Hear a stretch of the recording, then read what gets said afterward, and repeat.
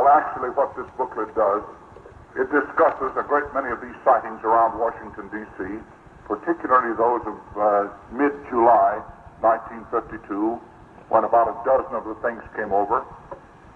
About a dozen of them came over one night. They were tracked by radar. They were seen visually. They followed the planes in, and according to the CAA's own booklet, the pilots got good looks at the things as they followed them in and out of the airport. Some of them hovered. Some of them went around the Capitol building. Some went over the Monument and the White House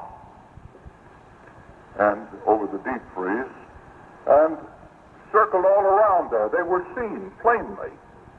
There was no question about them being there. And as a matter of fact, the officials were so concerned about it that on the following morning they issued a shoot 'em down order. Why didn't they shoot them down the first night? They didn't shoot them down because the jets couldn't catch them, and they've never been able to catch one yet.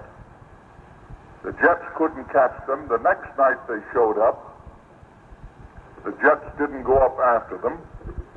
They didn't go up with their shoot 'em down order for the simple reason that Albert Einstein and others of comparable standing heard about the shoot 'em down order because the story was on the front pages all over the world. They heard about this shoot 'em down order, and they personally got in touch with the little man in the White House, and I know what Mr. Einstein told him.